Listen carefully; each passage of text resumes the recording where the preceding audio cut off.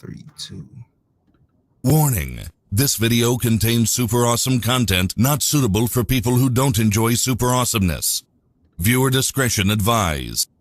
This video contains gratuitous use of profanity and uncomfortable pauses to compensate for lack of professionalism and original thought. Viewer discretion advised. But here's the thing. Here's what's crazy. She killed the guy just to write a book. Yes, good book. She needed material. Do you feel me? She could have went and killed the cat. Nah, got the same Oh material. my God, that's insane, bro. Bitch, you gonna get more time for that? You're right. They're gonna slam the hammer on you for animal. Oh Lord, and here come Peter. Insane. But anyways, let's check out this story. Yes. Yeah, let's get into it. We want to bring in now a guest and friend of the program here, Greg Rogers, who is a private investigator, former FBI agent. Greg, thanks for being with us here. So many people are talking about this case and just the circumstances surrounding it. What are your initial thoughts on it? I've read the complaint, and they've done a pretty good job of putting the physical evidence together. It's I think what's shocking to most people is she's made a lot of local appearances on different programs and talked very lovingly of her deceased spouse, and you know, having written a book basically largely about how she's dealing with her grief and how she's helping her kids through the loss of their father. So it's the stark contrast between that and now being charged with actually committing his murder is well, to be frank, it's just shocking. Yeah, a lot of people really taken back by all of this. Like you said there, to write a book about grief and to be charged with her husband's murder is just also shocking. I mean, why do you think it took so long, though, for an arrest to happen here, considering that he died in early 2022?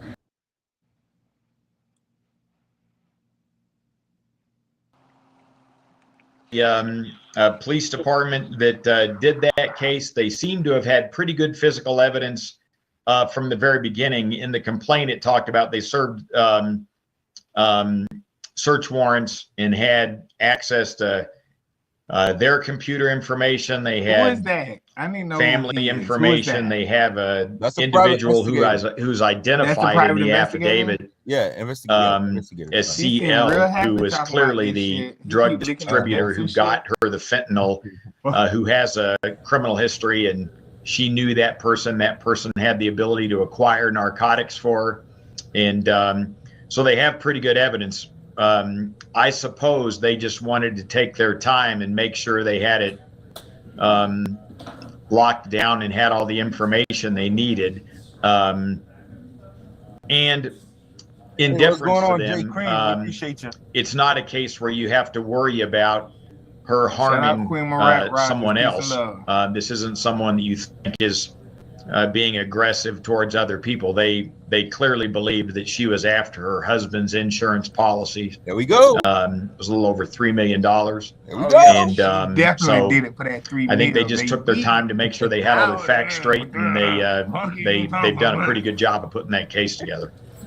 Yeah, and so to explain this a little bit further to viewers, police say that she poisoned her husband, made him a mixed drink, celebrating a business accomplishment one evening while their kids were asleep, and they say that she had an excessive amount of fentanyl in it, and eventually it ultimately killed him. As we know, she poisoned him to death, according to police. So thinking more about how he was killed and that perspective here, is it difficult for authorities here to prove that she supplied the fentanyl into his beverage, that she was responsible for this?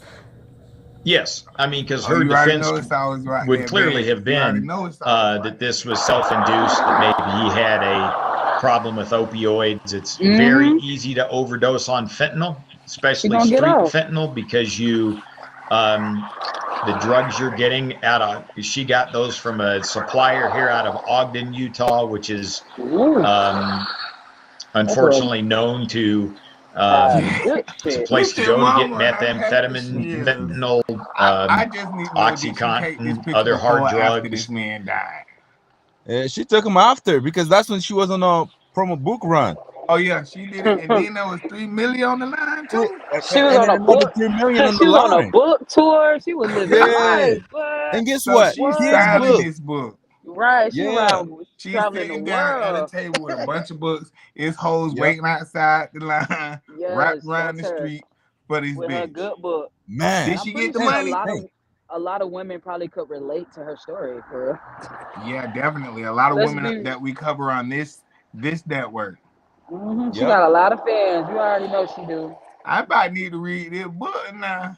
And it's a children's book too. Children's book. Yes. But you might have to read that bit backwards. It's probably in there teaching kids how to kill their shut up, Myron. Yeah. How to Yeah. kill they fucking maybe they daddy.